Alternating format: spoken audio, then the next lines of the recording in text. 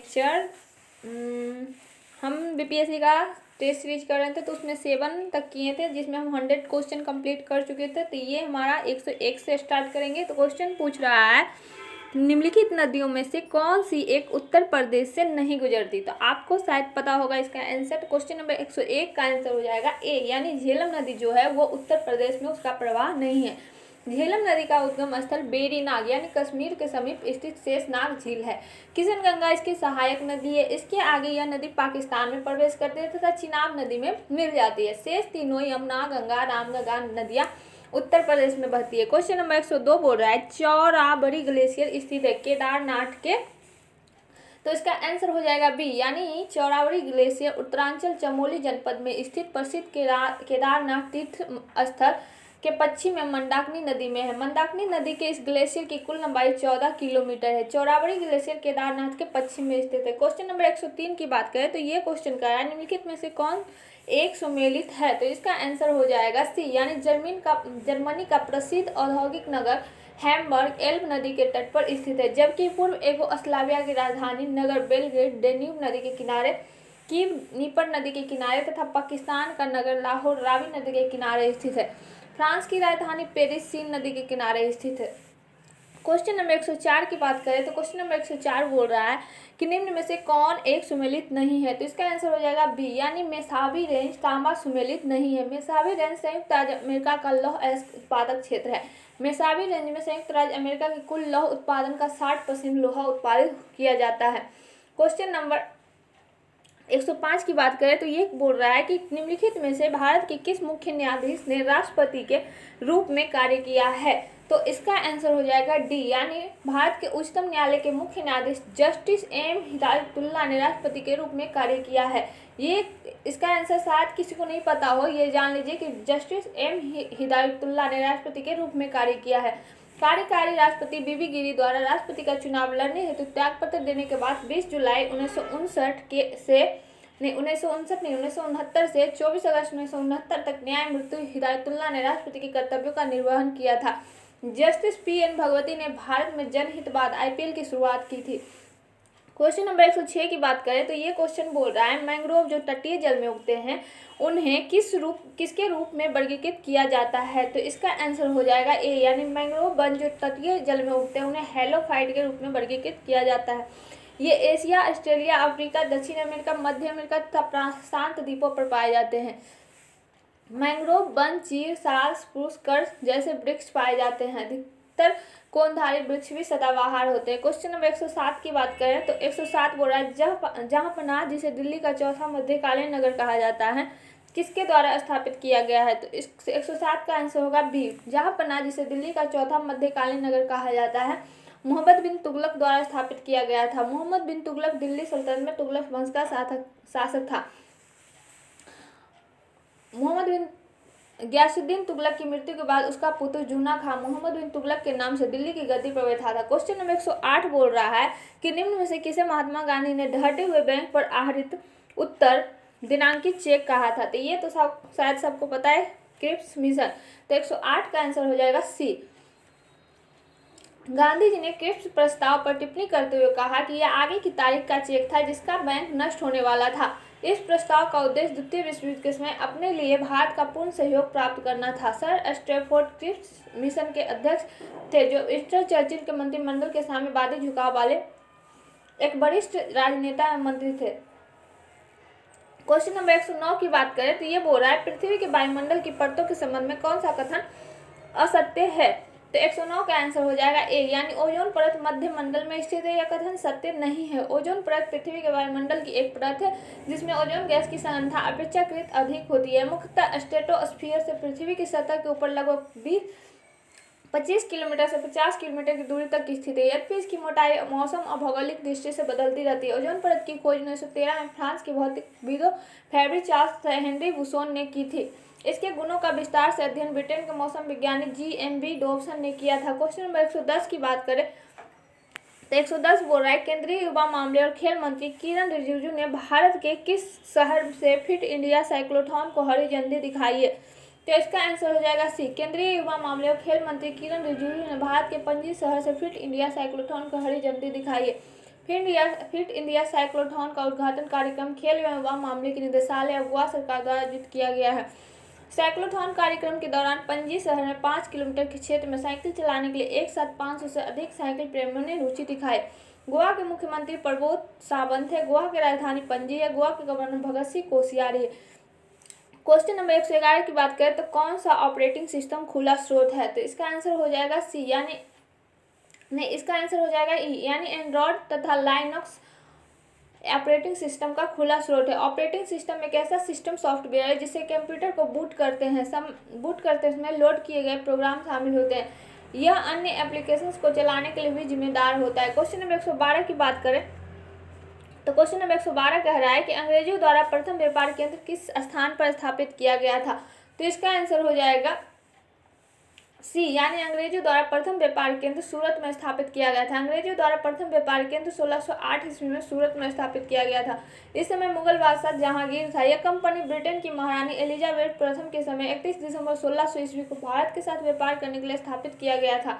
इसे व्यापार करने के लिए महारानी के द्वारा 15 वर्षों का अधिकार दिया गया था, किंतु बाद में इसे 20-20 वर्षों के लिए बढ़ाया जाने लगा। क्वेश्चन नंबर 113 की बात करें तो बोल रहा है तराइन का प्रथम युद्ध किसके किसके बीच लड़ा गया था? तो इसका आंसर हो जाएगा सी, यानी तराइन का प्रथम युद्ध 1191 में मोहम्मद गौरी व पृथ्वीराज चौहान के बीच लड़ा गया था। इस युद्ध में पृथ्वीराज चौहान की जीत हुई थी। अजमेर राज्य के राजा सोमेश्वर के पुत्र पृथ्वीराज चौहान 1178 ईस्वी में शासक बने थे। इनके पिता का नाम सोमेश्वर चौहान तथा माता का नाम कर्पूर देवी था। तराइन के द्वितीय युद्ध में पृथ्वीराज चौहान की हार हुई।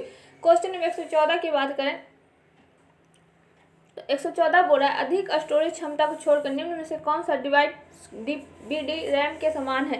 तो 114 का आंसर हो जाएगा बी, यानी अधिक स्टोरेज क्षमता को छोड़कर CDRW डीवीडी रैम के समान है। CDRW तथा DVD RAM optical storage device है। इन दोनों उपकरणों का उपयोग डिस्क को प्रोग्राम चलाने, फाइलों को प्रतिलिपि बनाने, डिस्क से फाइलों को फिर से लिखने और हटाने के लिए किया जाता है। डीवीडी रैम में CDRW की तुलना में अधिक स्टोरेज क्षमता होती है। क्वेश्चन नंबर 115 की बात करें तो 115 बोल रहा है पानी से भरे ग्लास के नीचे से पेपर शीट को पानी छलकाए बिना आसानी से खींचा जा सकता है। यह घटना क्या बताती है? तो 115 का आंसर हो जाएगा बी, यानी पानी से भरे गिलास के नीचे से पेपर शीट को पानी छलकाए बिना आसानी से खींचा जा सकता है। यह घटना जरूरतों को बताती है। न्यूटन के प्रथम गति नियम, जिसे जरूरतों का नियम भी कहते हैं, के अनुसार कोई वस्तु अपनी प्रारंभिक अवस्था में तब तक रहती है या रहना चाहती है जब तक कि उस पर कोई बाह्य बल कार्य न करे। पेपर शीट को खींचने के क्रम में ग्लास पर कोई बल नहीं लगता अतः पानी छिलकाए बिना आसानी से खींचा जा सकता है। इस कार्य में ग्लास और शीट के बीच का घर्षण बल को अनदेखा किया जा सकता है। जरूरतों के नियम को गैलीलियो का नियम भी कहा जाता है। क्वेश्चन नंबर 116 की बात करें तो निम्न में से कौन महमूद गजनबी का दरबारी इतिहासकार था? तो 116 का आंसर होगा ए, यानी महमूद गजनबी का दरबारी इतिहासकार उत्तरी था। महमूद गजनबी सुबुक्तीन का पुत्र था, तुर्क सरदार था। मोहम्मद गजनबी का जन्म 971 ईस्वी में हुआ था। इसने 17 बार भारत पर आक्रमण किया था। इसने पहला आक्रमण भारत पर 1000 ईस्वी में किया था। 1001 में पंजाब के शासक जयपाल के विरुद्ध आक्रमण किया था। इस युद्ध में जयपाल की पराजय हुई और जयपाल ने आत्महत्या कर ली थी। क्वेश्चन नंबर 117 की बात करें तो उसके कंपनी का नाम बताइए जिसने ऑल स्टॉक डील में भारत में ओवरसीज कारोबार का अधिग्रहण किया है। तो 117 का आंसर हो जाएगा ए, यानी जोमेटो, जिसने ऑल स्टॉक डील में भारत में ओवरसीज कारोबार का अधिग्रहण किया है। यह अधिग्रहण $35 करोड़ में किया गया है। इस डील के बाद अब ओवरसीज के पास केवल 3.9% शेयर ही रहेंगे। ओवरसीज की बात करें तो ये एक American online food ordering and delivery platform है। स्थापना 2014 में हुआ है। मुख्यालय जो है वो सैन फ्रांसिस्को कैलिफोर्निया USA में है। संस्थापक जो है ट्रेविस कलैंकी गैरेट CRMP है। जोमेटो यह फूड चेन ऑनलाइन खाना डिलीवरी करने वाली कंपनी है। स्थापना जुलाई 2008 में हुआ था। मुख्यालय गुरुग्राम हरियाणा भारत में। संस्थापक जो है दीपेंद्र गोयल, पंकज चड्डा। क्वेश्चन नंबर 118 की बात करें तो क्वेश्चन नंबर 118 जो बोल रहा है वातावरणीय दाब को किससे मापा जाता है? तो इसका आंसर हो जाएगा बी, यानी बैरोमीटर से। बैरोमीटर का पाठ्यांक अचानक गिरना आंधी तूफान का सूचक होता है। बैरोमीटर के पाठ्यांक का धीरे धीरे गिरना वर्षा होने का सूचक होता है और धीरे धीरे ऊपर उठना मौसम साफ होने के सूचक होता है। बैरोमीटर का आविष्कारक इटली के महान वैज्ञानिक इवान गैलिस्टा टॉर्सिली ने किया था। अल्टीमीटर द्वारा उड़ते हुए विमान की ऊंचाई मापी जाती है। हाइड्रोमीटर द्वारा दर्द का अपेक्षित घनत्व तथा हाइग्रोमीटर द्वारा आर्द्रता का मापन किया जाता है। क्वेश्चन नंबर 119 की बात करें तो ये क्वेश्चन बोल रहा है पहाड़ पर चढ़ते हुए आदमी को आगे की तरफ झुकने का क्या कारण है। तो इसका आंसर हो जाएगा इसका आंसर बी हो जाएगा। पहाड़ पर चढ़ते हुए आदमी को आगे की तरफ झुकने का कारण स्थायित्व बढ़ाने के लिए। पहाड़ पर चढ़ते समय आगे की तरफ झुकने से गुरुत्व केंद्र इस प्रकार होता है कि पृथ्वी के केंद्र से गुरुत्व केंद्र तक जाने वाले ऊर्ध्वाधर रेखा पैरों के नीचे से होकर गुजरे और आदमी गिरने से बच जाए। पृथ्वी की सतह के ऊपर प्रत्येक वस्तु पर पृथ्वी के द्वारा गुरुत्वीय बल लगाया जाता है। यह बल वस्तु के गुरुत्व केंद्र से पृथ्वी के केंद्र तक जाने वाले सरल रेखा में लगता है। क्वेश्चन नंबर 120 की बात करें तो भारतीय राष्ट्रपति के विरुद्ध महाभियोग के कार्यवाही की शुरुआत किस सदन से की जा सकती है। तो इसका आंसर हो जाएगा सी, यानी किसी भी सदन से की जा सकती है। संविधान का अतिक्रमण करने पर या साबित कदाचार तथा अक्षमता के आधार पर राष्ट्रपति को महाभियोग की प्रक्रिया द्वारा हटाया जा सकता है। अनुच्छेद 61 के तहत राष्ट्रपति पर महाभियोग लाने की प्रक्रिया का उल्लेख किया गया। महाभियोग प्रस्ताव जिस सदन में सर्वप्रथम लाया जाता है उस सदन का 1/4 सदस्यों का हस्ताक्षर महाभियोग प्रस्ताव पर होना चाहिए। महाभियोग प्रस्ताव लाए जाने से 14 दिन पूर्व राष्ट्रपति को इससे अवगत कराना होता है। दोनों सदनों से 2/3 बहुमत से महाभियोग प्रस्ताव का पारित हो जाने के पश्चात राष्ट्रपति को पद छोड़ना पड़ता है। अब तक भारत के किसी भी राष्ट्रपति में महाभियोग प्रस्ताव नहीं लाया गया है। क्वेश्चन नंबर 121 की बात करें तो क्वेश्चन नंबर 121 बोल रहा है भारत की खरीफ की बुआई किस माह में होती है। तो इसका आंसर हो जाएगा सी, यानी जून जुलाई माह में होती है, जो कि गर्मी में जो फसल उगता है। खरीफ फसल अक्टूबर नवंबर के आसपास काटा जाता है। खरीफ फसलों को बोते समय अधिक तापमान तथा अधिक आर्द्रता की जरूरत होती है। इन फसलों को पकते समय शुष्क वातावरण की आवश्यकता होती है। खरीफ फसलों के अंतर्गत धान, मक्का, ज्वार, बाजरा, मूंगफली तथा गन्ना इत्यादि आते हैं। क्वेश्चन नंबर 122 की बात करें तो क्वेश्चन नंबर 122 बोल रहा है आंतरिक क्रोड पृथ्वी के सबसे भीतरी भाग किस धातु से बना होता है। तो इसका आंसर हो जाएगा निकेल और लोहा। स्वेस ने पृथ्वी को रासायनिक संरचना के आधार पर 3 वर्गों में बांटा है, सियाल, सीमा, नीफे।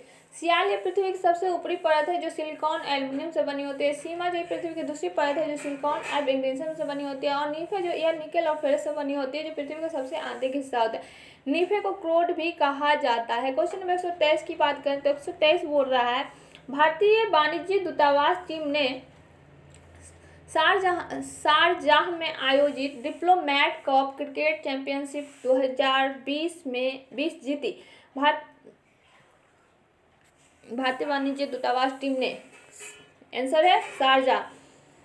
भारतीय वाणिज्य दूतावास की टीम शारजाह में स्काईलाइन यूनिवर्सिटी में कॉलेज द्वारा आयोजित ट्रॉफी में पाकिस्तान वाणिज्य दूतावास को हराकर ये चैंपियनशिप जीती। ट्रॉफी का आयोजन संयुक्त अरब अमीरात में स्थित विभिन्न वाणिज्य दूतावासों के अधिकारियों और कर्मचारियों को एकजुट करने के उद्देश्य से किया गया था। इस टूर्नामेंट में 8 देशों को वाणिज्यिक दूतावास टीमों ने हिस्सा लिया।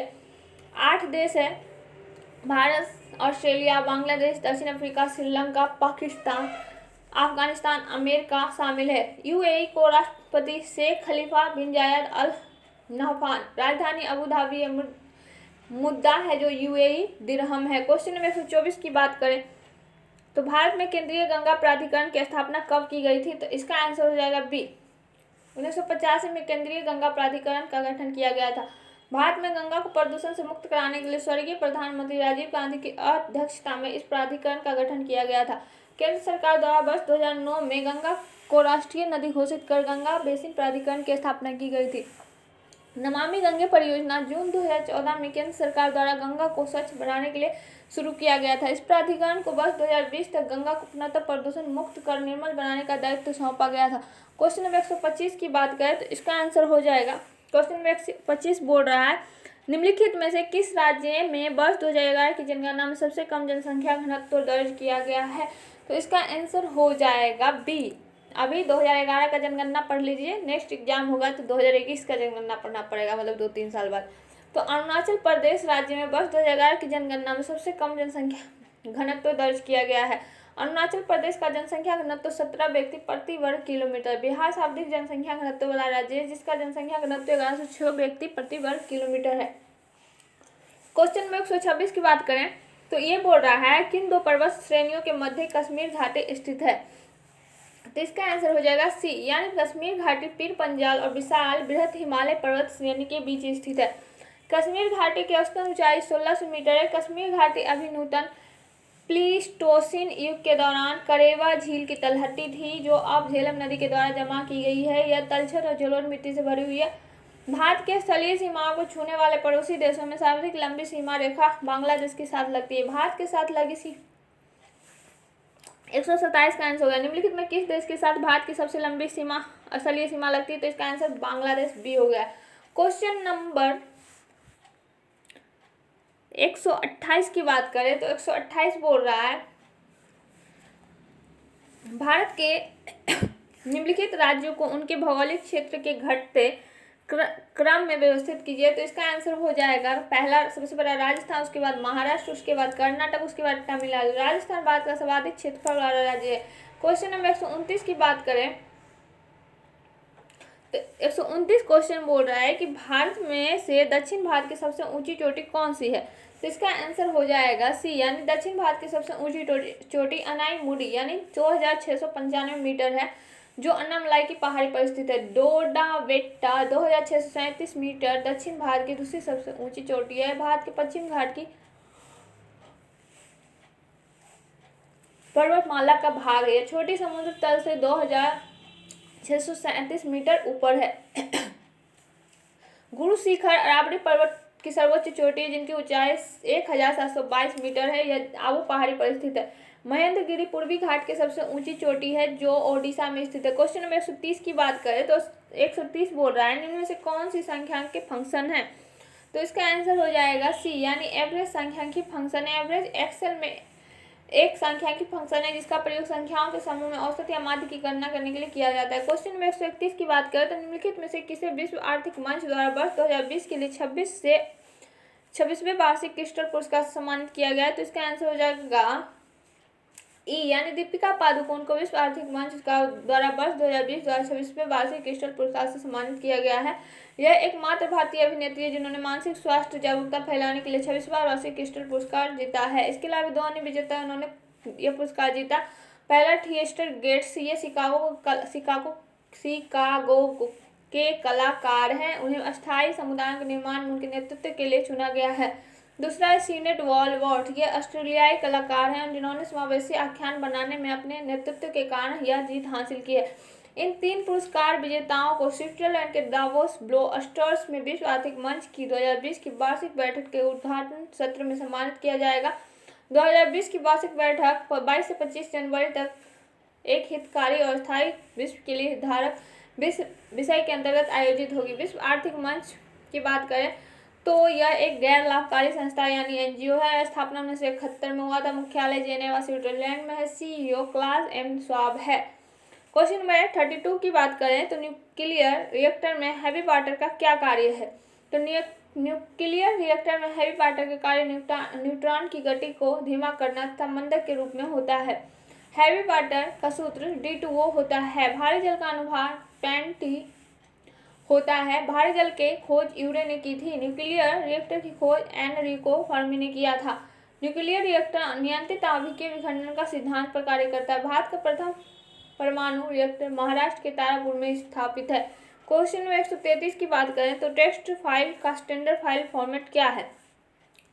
तो 133 का आंसर होगा सी, टेक्स्ट फाइल का standard file format Word doc है। कंप्यूटर विज्ञान का जनक चार्ल्स बेबेज को कहा जाता है। क्वेश्चन नंबर 134 की बात करें तो बोल रहा है सौर ऊर्जा का अधिकतम स्थिरीकरण किसके द्वारा किया जाता है? तो इसका आंसर हो जाएगा डी, सौर ऊर्जा का अधिकतम स्थिरीकरण हरे पादपों द्वारा किया जाता है। इस प्रक्रिया को प्रकाश संश्लेषण कहते हैं। इस प्रक्रिया में पौधे प्रकाश का अवशोषण करके सौर ऊर्जा को रासायनिक ऊर्जा में परिवर्तित करते हैं। क्वेश्चन नंबर 135 का बात करें तो एटीपी का पूर्ण रूप क्या है? ये सबको पता है, एडिनोसिन ट्राइफॉस्फेट। इसे रासायनिक ऊर्जा भी कहा जाता है। एटीपी एक न्यूक्लियोसाइड है जिसे न्यूक्लियोसाइड ट्राइफॉस्फेट भी कहा जाता है। यह कोएंजाइम के रूप में कोशिकाओं में इस्तेमाल किए जाने वाले छोटे अणु होते हैं। यह एनर्जी करेंसी भी कहलाता है। 136 की बात करें तो क्वेश्चन नंबर 136 बोल रहा है MS विंडोज किस प्रकार का सॉफ्टवेयर है? तो MS विंडोज GUI प्रकार का सॉफ्टवेयर है। GUI का पूर्ण रूप है ग्राफिकल यूजर इंटरफेस, निर्देशों तथा प्रोग्राम का समूह जो कंप्यूटर के किसी कार्य विशेष को पूरा करने का निर्देश देता है सॉफ्टवेयर कहलाता है। सॉफ्टवेयर के जरिए ही कोई यूजर कंप्यूटर पर काम कर सकता है। क्वेश्चन नंबर 37 की बात करें तो पोर्टल www.udaymimitra.in उद्यम मित्रा इस किस बैंक का है? तो इसका आंसर हो जाएगा सी, यानी MS ने इस पोर्टल www.udyamimitरा.in लघु उद्योग विकास बैंक सिडबी का है। लघु उद्योग विकास बैंक के इस पोर्टल का मुख्य उद्देश्य सूक्ष्म लघु उद्यमों के लिए क्रेडिट तथा हस्त सेवाओं तक ऋण सुविधाओं के आसान पहुंच प्रदान करना है। सिडबी का मुख्यालय लखनऊ में है। सिडबी में वर्तमान अध्यक्ष मोहम्मद मुस्तफ़ा हैं। क्वेश्चन नंबर 138 की बात करें तो वो रहा है भारतीय पुरातत्व का जनक किसे माना जाता है? तो इसका आंसर हो जाएगा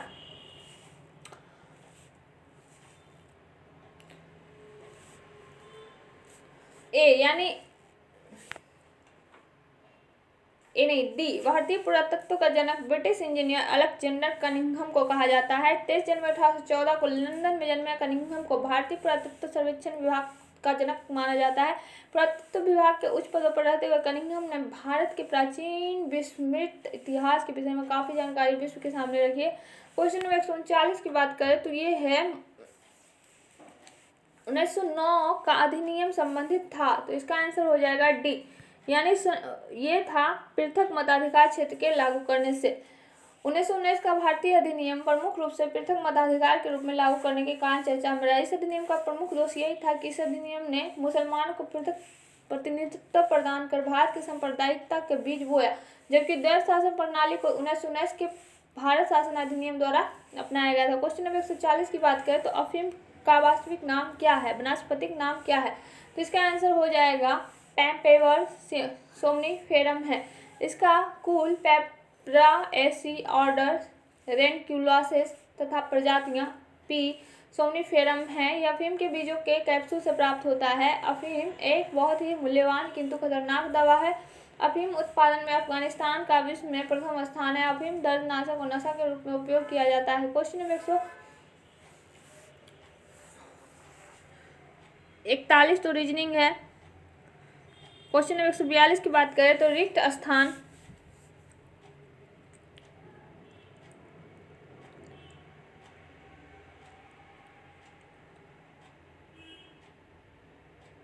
ऐसे 141 का आंसर डी हो जाएगा, शायद 4। रिक्त स्थान में लुप्त संख्या ज्ञात कीजिए, तो 142 का हो जाएगा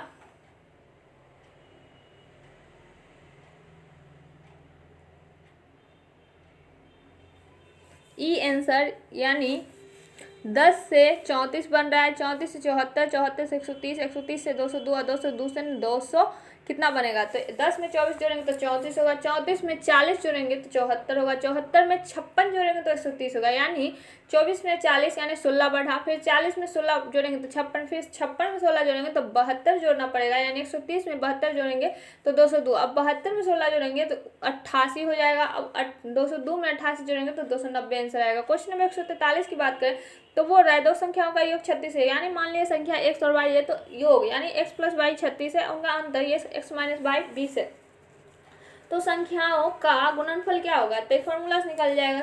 समीकरण 1, 2 को हल करने से x बराबर 28 y बराबर 8 होगा, तो गुणनफल x y बराबर 224 हो जाएगा। क्वेश्चन नंबर 144 बोल रहा है यदि लिसन को 593417 लिखा जाता है तो साइलेंट को क्या लिखा जाएगा? तो साइलेंट इसी से बनेगा, तो उसको ही आप इधर उधर करके लिख लीजिए। इसका आंसर हो जाएगा 143 का 144 का बी। क्वेश्चन नंबर 145 की बात करें तो 45 बोल रहा है एक पुस्तक को 5 रुपये में बेचने पर 25% की हानि होती है। 17% लाभ कमाने के लिए उस पुस्तक को कितने में बेचा जाएगा? पहले तो 25% की हानि होती है तो क्रय मूल्य निकाल लेंगे, तो 75% बराबर 500 है, तो 100% बराबर हमारा आ जाएगा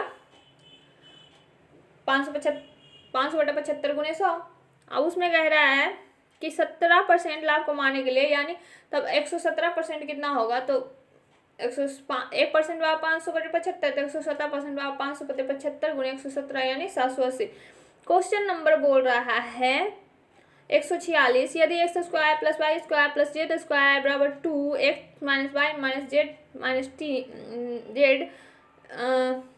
ब्रैकेट में -3, तो x plus Y plus Z का मान क्या होगा, तो इसका आंसर 146 का हो जाएगा a यानी -1। X square plus Y square plus Z square बराबर 2 into X minus Y minus Z -3। X square plus Y square plus Z square बराबर हो जाएगा 2x minus 2y minus 2z minus 3। तो X square minus 2x Y square minus plus 2y Z square minus 2z plus 3 बराबर 0। तो X square minus 2x plus 1 सब में 3 है तो प्लस 1 प्लस कर दो। अब हो जाएगा एक्स माइनस 1 के स्क्वायर प्लस वाई प्लस 1 के स्क्वायर प्लस जेड प्लस 1 के स्क्वायर 0। तो एक्स बराबर 1 वाई बराबर 1 जेड बराबर 1। अब बोल रहा है वाई बराबर एक्स बराबर 1 वाई बराबर -1 जेड बराबर -1, तो मान रखेंगे तो 1 -1 -1 -1 -1 एक -1 एक +1 तो कटा, तो एक बचा -1, तो इसलिए आंसर ए हो जाएगा। 147 का बात करें तो यदि किसी चक्रीय त्रिभुज के 3 उत्तरोत्तर कोण 1, 3, 4 के अनुपात में है तो चौथे कोण का माप बताइए। तो टोटल कितना होता है 360 डिग्री, तो 4 3 60 1 प्लस x क्या। क्वेश्चन नंबर 147 की बात करें तो x मान लिए, ठीक, फिर 3x फिर 4x, और चौथा जो कोण है उसको y मान ले रहे, ठीक। तो x plus 3x plus 4x plus y बराबर 360, तो 8x प्लस y बराबर 360, तो 3x प्लस y बराबर 180 हो जाएगा।